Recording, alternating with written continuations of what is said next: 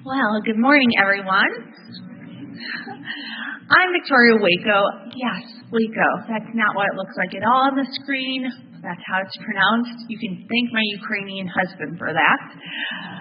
And I am the Associate Director of Formation here at Church of the Transfiguration, which is a big, long title, which really actually means is that I'm part of our formation team that helps to make sure that we have lifelong faith formation opportunities here at the parish. And I work mostly with the 3-year-olds up to 5th grade most of the time. And then also with our students who are doing confirmation prep also. I get to be involved with that. On top of that, I have become the resident live streamer YouTube person, so you probably have seen my face if you are a member of our YouTube community, which if you are not, please subscribe because we're almost to 600 subscribers, and I'd be really excited to make that number.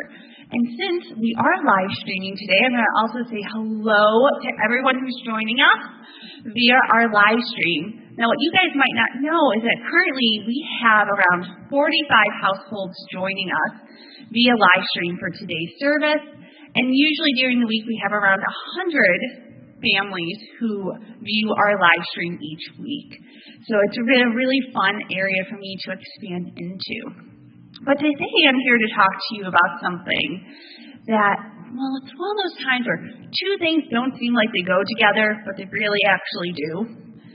Because right now, if you remember, we're in the middle of a Eucharistic revival. It started back at the Feast of Christ the King, and it's 3 years long. And it's a time for us, the national church, all over the nation, to celebrate and recommit ourselves to what the Eucharist is and what it means in our lives. The other thing that's going on right now is Catechetical Sunday. So in the month of September, we take a Sunday to celebrate catechists, to celebrate really, again, it's a big word that actually means just those who brought us on our journey of faith. So those who taught us, and then also looking ahead, how do we pass on the faith to the next generations?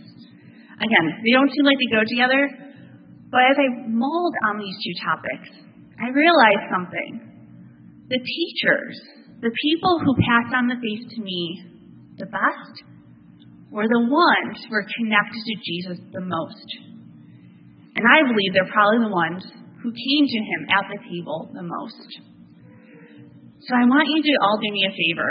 I want you to think back about what was one of the early people or the first person, if you can think back that far, who taught you who God was, who introduced you to him for the first time.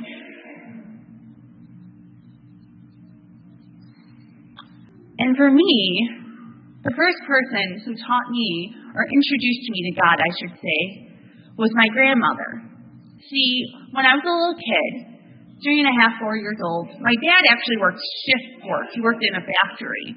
And so when he would have me for a weekend or sometimes for a week, there were a lot of times that I would be with my grandma because he would be working when I got up or when I went to bed. And I can't tell you the amount of times, like any good Italian grandma, when I woke up, the first thing she would do, what all good Italian grandmothers do, which is feed me.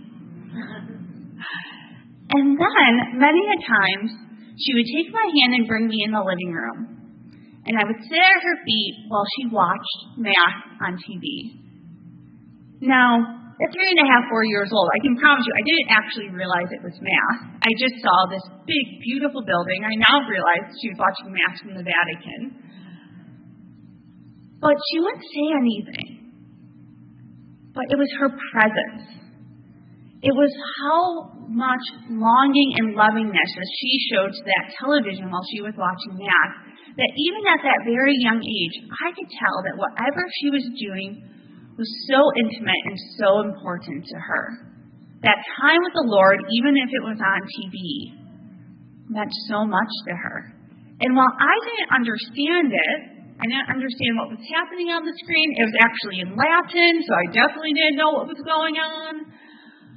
I understood that that was a relationship that was so important that I wanted to have it too.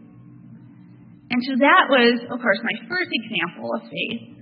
But I promise you, there have been many teachers since that point. wonderful priests and deacons, laity, youth ministers, teachers all over the place, and just people in my life who have been those catechists to me. And I'm sure as you thought about that first person who introduced you to God, you probably can think of a lot more too. Probably other people popped into your head, important people who just met you at that right point to help you along your faith journey. And I believe it all comes back to their giving what they received, right? When we leave Mass, we're called out, and I forgot to ask Deacon Eric if I said it right. We're called to go out and love and serve the Lord. Am I saying it right? All right. We're called out. Jesus gives himself to us, not so we can sit with him forever in this building. It's so we can go out and share him with everyone we meet in our families, in our community, those people that we meet who maybe we're the only Jesus they'll ever meet. And it's through our actions, it's through how we interact with them that we truly show him to everyone. Now, sometimes that's not always the easiest thing, right? And we're all busy, and we all have such full lives. And so I believe that the encounter that people have with Jesus through us happen when we are in community first, when we have the ability to receive him, to pray together, to pray alone, to read the Bible, to read the scriptures, to take that time for ourselves to be able to hear it, and then the courage to act on it when we're called to do something. To this day, can I tell you one of the hardest things for me to do is when I hear that little nagging voice saying, you should ask this person how they're doing, and they tell me that they're having a hard time. The hardest thing for me to do is to stop right then and pray with them. And even if that's what I feel like I'm being called to do, because that's what Jesus would do, it's still hard. It's still vulnerable. But that's what we're called to do. And the best part is, he's with us in all of those actions that we take because we receive him. Because he's in us, he's with us always. And that's what he always promised us, right? The other part of it, right, is that life is busy. And I totally understand. So I'm a wife, as I told you. I'm also a stepmom. I have a gaggle of cats who think they run our house and own it, and we're their servants. I have, friends and family and full life, as we all do. And so what I found is the most important thing isn't to make it another thing we have to do, but just make it a part of our lives. I was thinking the other day, and I want to see a show of hands. And if you're watching on the live stream, I want you to drop something in the comments so I'm not alone here. There are some days where the only prayer I might say is in the car, because do you ever want one of those days where everything is back to back to back to back to back, to the point where you have figured out the exact amount of time you need to get to play from A to B to C? Sometimes my only prayer on those days is, Lord, keep me safe in this car, and if you can make every light green so that I get there on time, that would be great. Anyone else? Has anyone else had that be their prayer for the day? Okay. So I'm a big believer in this is our lives, and I like to always leave you with something to do to try to help you along this journey, right? Because we receive him, we're called out, but how do we do it? How do we make this happen? My people who are watching our live stream or later on watching our live stream, there's a link to a digital version of this card in the description box for you also. But what this is a faith pledge card. And what I want to encourage you to do is, as a family, take one. And there's simple acts to help us start very much just in our homes, starting to live out what Jesus asked of us, to go out and to serve others by serving the people in our homes, by being together. But remember how I told you those scary little things sometimes you need to do?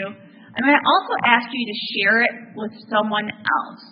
Either another family, maybe that you're close to, maybe a sibling, maybe a child, maybe someone in your neighborhood. And I want you to challenge them to also do the card with you. And just say, hey, you know what? I'm struggling a little bit with this. I'm trying this out to try to help me grow in my faith. Will you be my partner in this? Will you take this step with me and be kind of my companion on this journey while we're doing it? So for example, if your sister lives across the country, you can send them the digital card. You can find it under Christian Formation on our website, Children's Ministry, and you can send them the digital card. Say, hey, let's do this together as a family. The other thing is, remember how I told you about those seeds I planted, that seed that was planted by my grandmother when I was 3.5 years old? I believe so much that the smallest children get the faith the easiest because they understand it. So if you do know any young ones that are 3 or 4 years old, we do have a special program here at Transfiguration called Catechesis of the Good Shepherd that helps to introduce them to Jesus as the Good Shepherd for them. So if you know anyone or you have a 3 or 4-year-old in your family, please consider inviting them to join us for that program. We are full for our Wednesday program, but if I have more students who are interested, I will open up another day because I just feel so strongly that that's a wonderful starting point for them, that I want to make sure everyone who wants to take part gets the opportunity to take part in it. All right, that is all for me. Thank you so much for your time, and go forth.